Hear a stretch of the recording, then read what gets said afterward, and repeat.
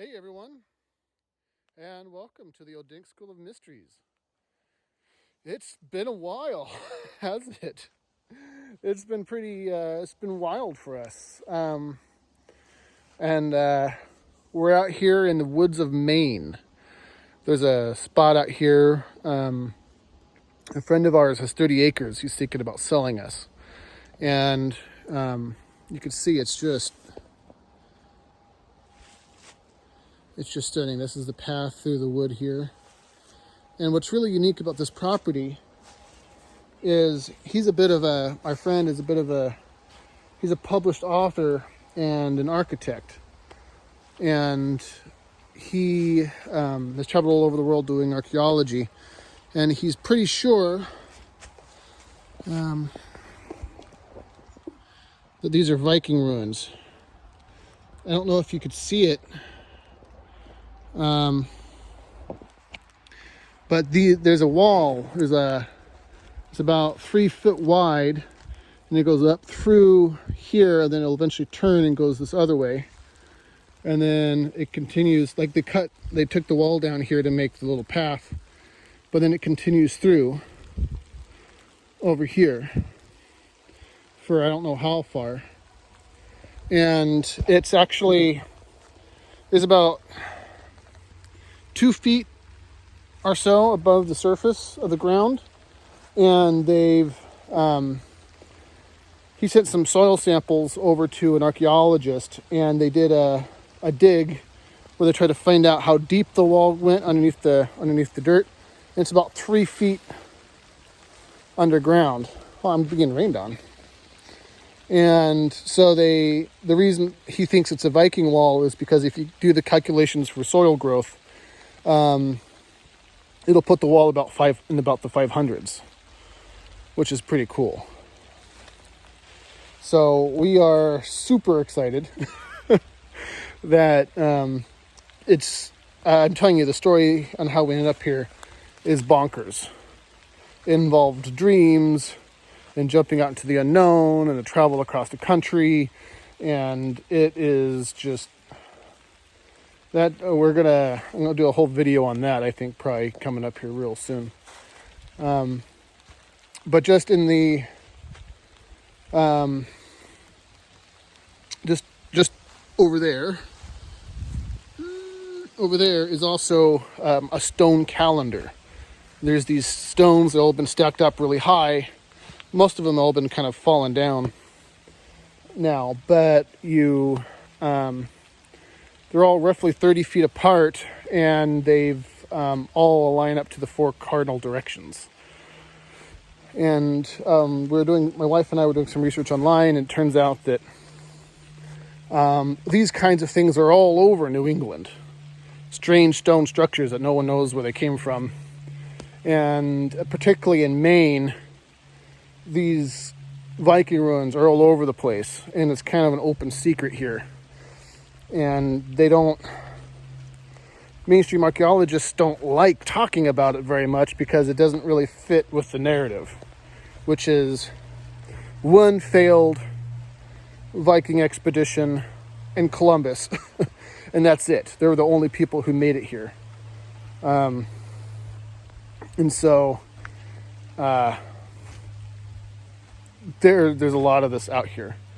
So we're very excited. The house we're staying in, that we'll probably be buying, was a general store. And so unfortunately, out here along I don't know if you could see it on the camera or not, but out here, kind of where the houses and stuff would have been, where they would have kept their cattle, the general store used as a landfill.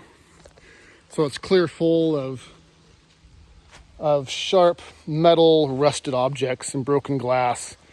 And so we're going to work really hard to get the whole site cleared out. And so I think we're going to build an Odinic temple out here.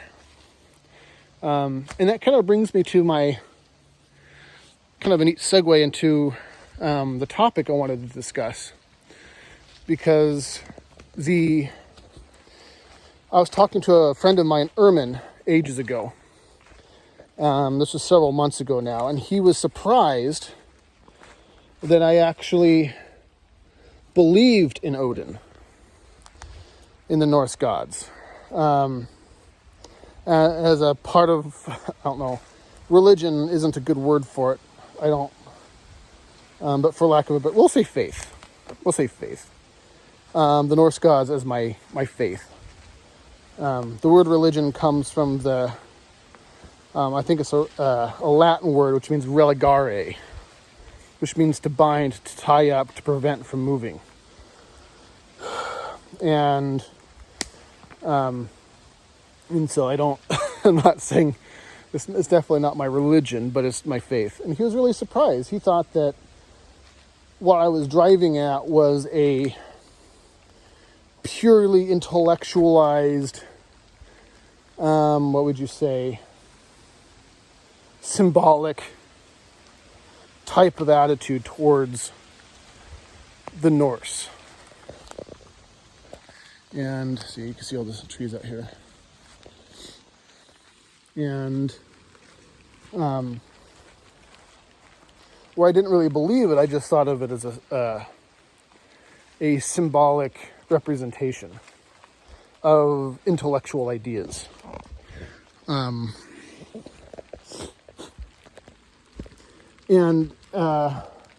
I kind of wanted to talk a bit about that, because that's really, and this is the thing that I think can get kind of tricky for people, and it doesn't have to be, but I think it gets confusing, because multiple things are true at the same time, and truth is a bizarre animal anyway, right? And I'm not sure. I may have to stop this and go home. This is raining pretty hard. I don't have anything to cover my phone with. Truth is a messy animal anyway, because you're never going to see the entirety of the truth. It's always going to be filtered through all your biases and the things you want to be true, and all of those kinds of things. And I have a hat. Let me put my gun over here. It's rutting season for the moose, and so I don't want to get raped by a moose. So there. Hi. Now you get to see my hat hair. Isn't that exciting? All right, let's try that. Anyway, so two things can be true at the same time. I've never said, and I didn't mean to imply that the Norse gods weren't real, and that they weren't worthy of being taken with reverent awe and worship. And worship, and I mean worship in the original meaning of the word, which is held in the highest of esteem. Not necessarily, nor that I think they would approve of, like the Christian idea of adoration. And so it's one of those things that you gotta, like I tell my students, in order to understand this stuff, you really have to be able to hold two ideas in your head at the same time. Because Odin can represent, and that's why I consider myself, for the most part, an Odinist. Odin can represent an externalized deity. However you want to define deity. You could call it like a force of nature. You could call it a being like us. You could call it, the divine matrix, intellectual principle, what have you.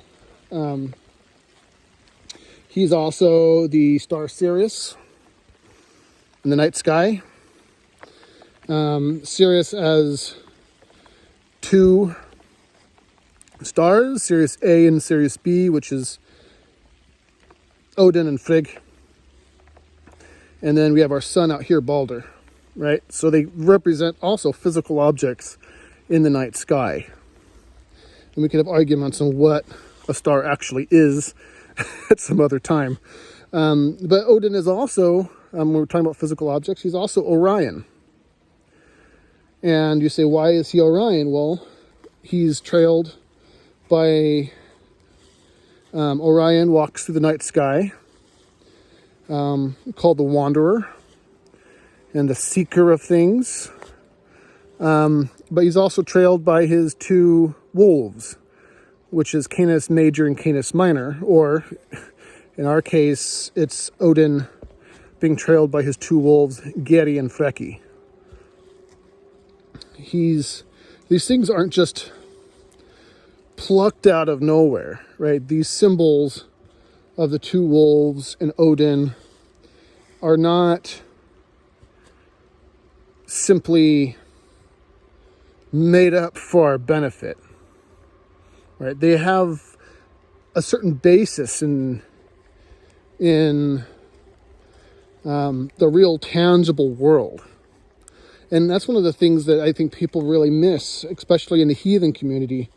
And, well, for those of you who don't know, the heathen community are basically people who, in one form or another, honor the Norse religion, sometimes called Asatru.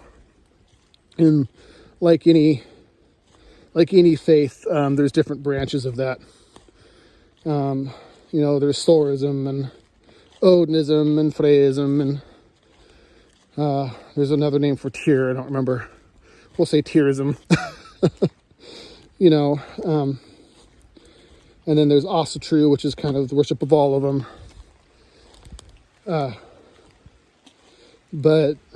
Let's see here on my Viking wall.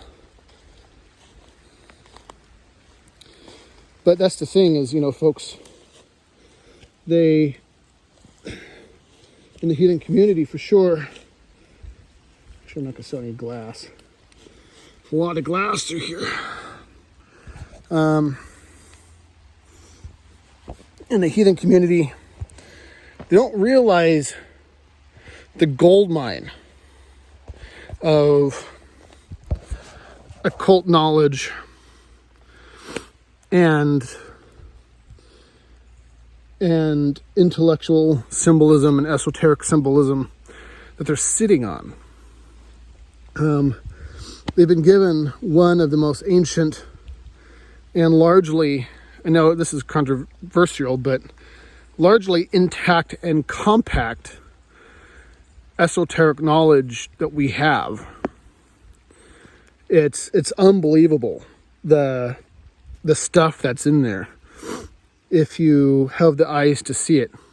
And you get lost when you if you try and take it only as a purely literal interpretation of the truth.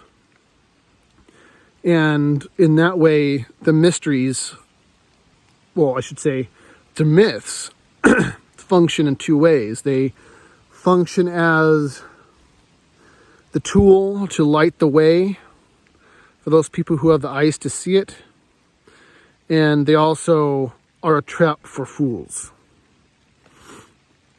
So that way, if you are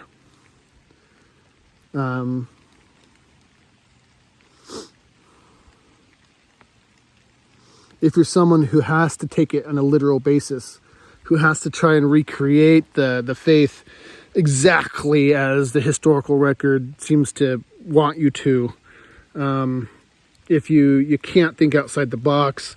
Like, I remember how frustrated I was. There was a time when I was on YouTube, or on Facebook, and I would get so frustrated because I was part of a couple of Norse heathen groups. And if you tried to share anything that you're excited about or something you're thinking about that wasn't just a literal reading of the source material, like a literal reading, they wouldn't want to hear it. They would shut you down. They would say that's an unverified personal gnosis. And they use that so often that they actually They just started using it in, they just used the abbreviation for it. Like what they call it, UPG. That's a UPG. You shouldn't be doing that. And it's like, come on. Come on. You guys are getting you're in such a hurry to not be like the Christians that you're becoming exactly like the Christians. You know, a lot of people came to this part of the faith community because of the frustration that people had with Christianity. And yet they go and do exactly the same thing, which has become a slave to dogmatism and, you know, unable to see things past their own eyelids. They want things presented to them in an easy way on a silver platter, without actually having to think. But, you know, there's that, I think it was from Psalms. Pretty sure it was from Psalms, and I think this is spot on, where he said that it's the glory of God to hide of things, and the joy of kings to uncover it. I'm pretty sure that was from Psalms. That if things were just put out there for everyone to see, then the unworthy would get their hands on it and will misuse it. But for those of us who are willing to think, to look, and to take the time to investigate, the truth of things are unveiled. And so I do, going back to, you know, my original statement, is I do absolutely believe in a being, Odin. There is a line from Neil Gaiman's book.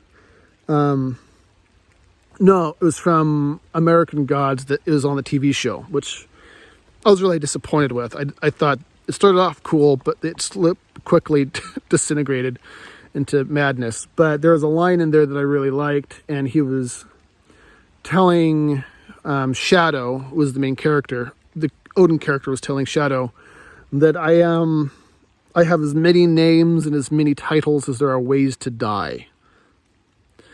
That I'm not convinced that Odin is he's only known by that name. I think he's known by a lot of different names under the guises of a lot of different wisdom teachers.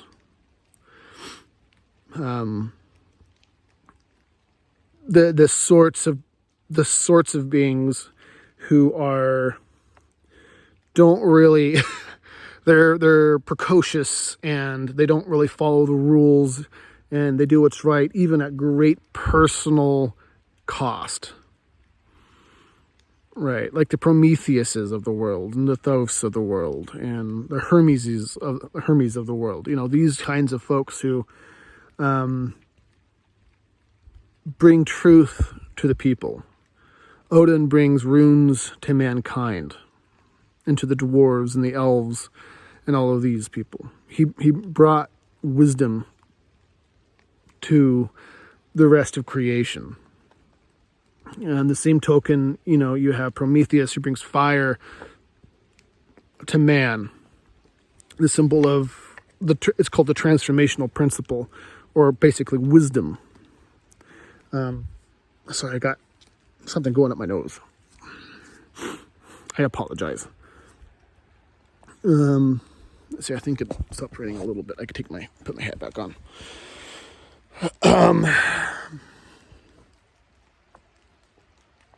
So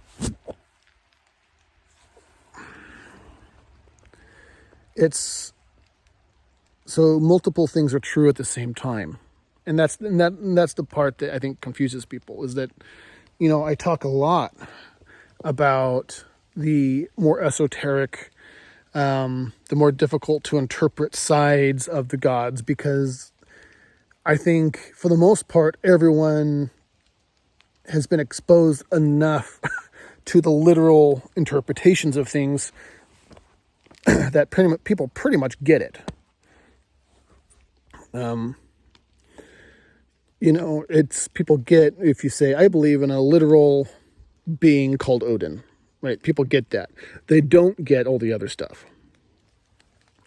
They don't get the symbolism behind the dying god myth, what that means. They don't get the astrotheology. They don't get the workings of the planets and the workings of the gods through the planets. They don't get just, the science of sound and electromagnetism and light and just all these things that all get tied up into it. And mathematics. They're all tied up into the knowledge of the gods. But are completely missed because people want the easy way. They want to only look at, there's a literal god named Odin. So I guess that's kind of my point. I don't know if there's much more I could say about it. Is that it's okay, let me just say this, it's okay to believe in a literal God, right? That's okay. If you believe in a literal God, it doesn't mean that you don't believe in all the other stuff. But it's a this and proposition. It's, I believe in a literal God, but on top of that, there is also the Odin who is the stars. There is the Odin that is the principle of wisdom. And there is the part of Odin that is the principle of the left brain, the physical left mind up in here, right?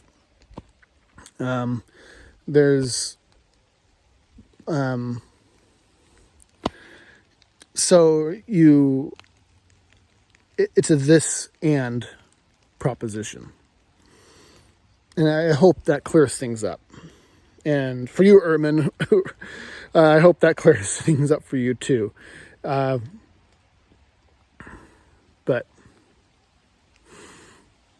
I'm going to start being able to do videos again. I'm not in the city anymore. I am out in the middle of nowhere. And I'm sitting on what very could be Viking ruin. It could, maybe not. Maybe it's not a Viking ruin. But according to an actual archaeologist, if you calculate soil growth and the kind of soil it is and where it is, 3 feet of soil growth equals puts this wall at about 500. You're about in or around the year 500, which is pretty neato.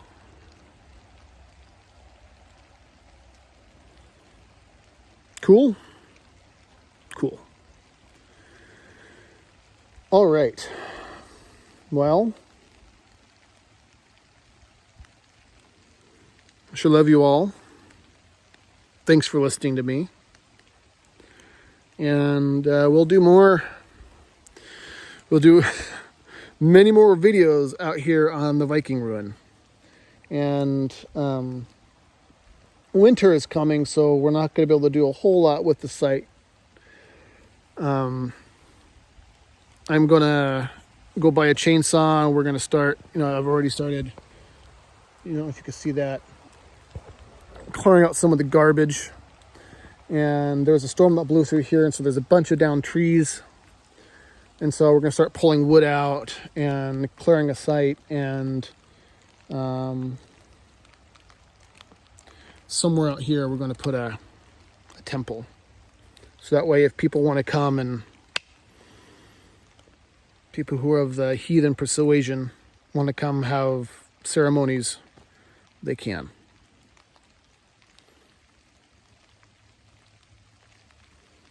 All right.